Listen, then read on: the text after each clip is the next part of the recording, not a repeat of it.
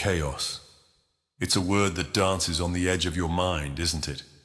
A thrilling yet unsettling sensation, like standing in the eye of a storm, wondering when the winds will pick up and pull you under. Chaos is the very essence of a fearful avoidant attachment style. And today, my dear friends, we're going to peel back the layers of this deeply conflicted, yet fascinating attachment style. We're talking about the push and pull of intimacy, the simultaneous yearning for love, and the fear of being trapped by it.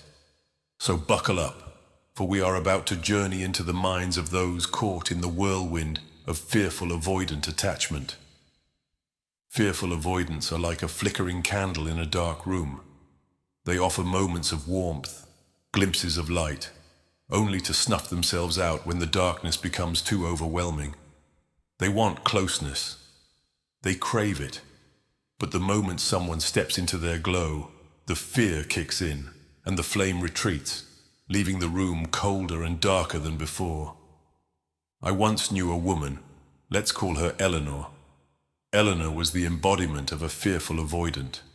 Brilliant, charismatic, with a smile that could light up a room, yet there was an undercurrent of tension beneath the surface, as though she was constantly bracing for a blow that never came. You'd watch her laugh, genuinely connect, and then suddenly, without warning, she'd pull away. It was as if she were trying to dance on a floor covered in broken glass, afraid of the pain but unable to stop moving. Eleanor's relationships were a series of starts and stops. She would fall hard, dive deep into connection, saying all the right things, making her partner feel like the center of the universe. But just as quickly, she would retreat, leaving her partner bewildered, wondering what went wrong. You see, the fearful avoidant is trapped in a paradox. They are terrified of intimacy, yet equally terrified of being alone. It's a cruel irony, like a bird with a broken wing that longs to soar but fears the pain of trying. Think of it this way. Imagine standing at the edge of a beautiful lake. The water is inviting, shimmering under the sun. You dip your toes in, feel the cool, refreshing sensation, and for a moment, you consider diving in. But then a shadow crosses your mind, a whisper of doubt, a memory of the last time you swam and nearly drowned. That's the experience of a fearful avoidant. The water represents love, connection, intimacy.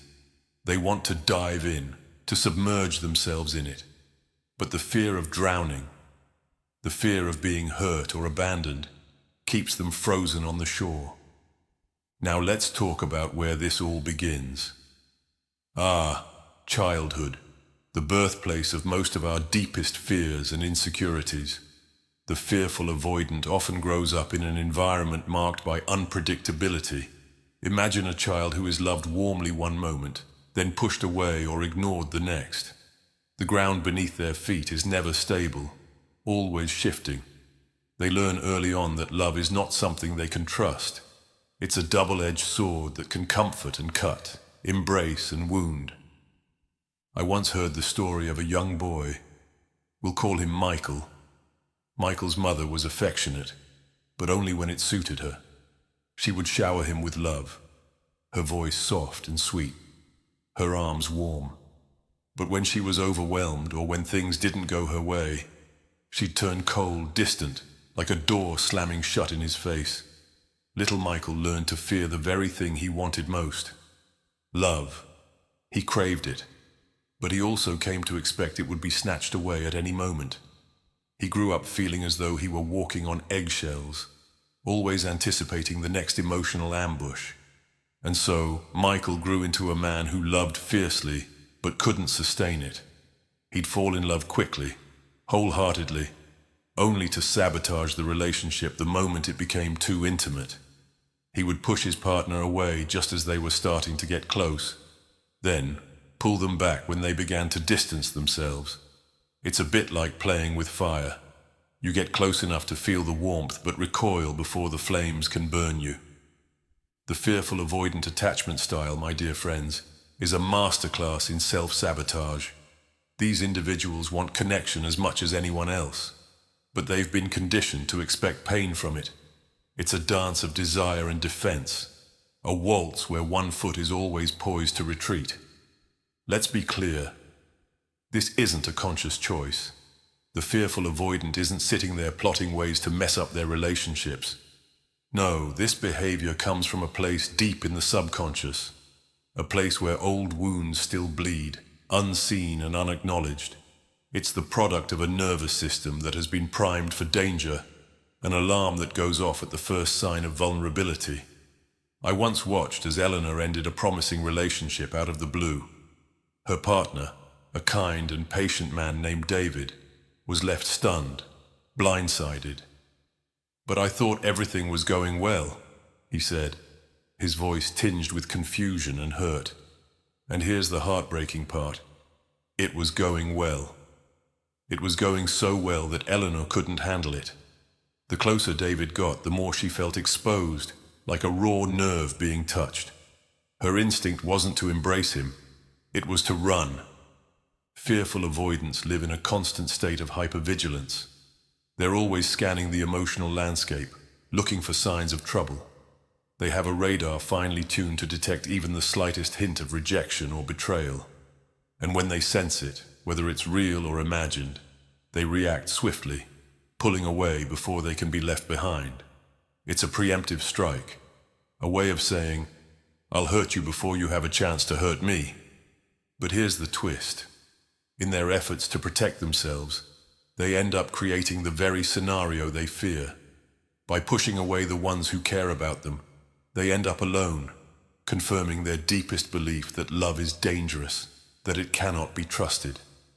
If you're in a relationship with a fearful avoidant, you've likely felt this whiplash effect. The hot and cold, the intense closeness followed by sudden distance. You find yourself walking on eggshells, afraid to say the wrong thing, afraid to push too hard. It's exhausting, isn't it? It's like trying to hug a cactus. The closer you get, the more it hurts. So, what's the solution? How do you love someone who is caught in this cycle of fear and avoidance? The answer isn't simple, but it begins with understanding. You must realize that their behavior isn't about you. It's about the war they're fighting within themselves. They're not trying to hurt you. They're trying to protect themselves from a pain that's older than the relationship, a pain that predates you. And for the fearful avoidant watching this, know that you're not doomed to live in this cycle forever. Change is possible, but it requires a willingness to face the very thing you've spent your life avoiding: vulnerability. It's about learning to trust, slowly, carefully, and recognizing that love isn't a weapon aimed at your heart. It's a balm for the wounds you've carried all these years. Imagine, if you will, a bird trapped in a cage of its own making. The door is open, but the bird hesitates, its wings trembling with fear. It wants to fly, but it's terrified of the vast open sky. It's safer in the cage, isn't it? But safer doesn't mean better. To experience love in its fullest form, you must take that leap of faith. Spread your wings and trust that the air will hold you. So what's fearful avoidant attachment doing to your relationships? It's creating a cycle of pain and longing, a push and pull that leaves both partners feeling unfulfilled. But it doesn't have to be this way. The first step is awareness. The next is courage. And after that, well, perhaps it's time to leave the cage behind and embrace the freedom that comes with true intimacy. Because, in the end, my dear friends, love isn't something you can control. It's something you must surrender to. And there's a certain beauty in that surrender, a beauty that even the most fearful among us can learn to embrace.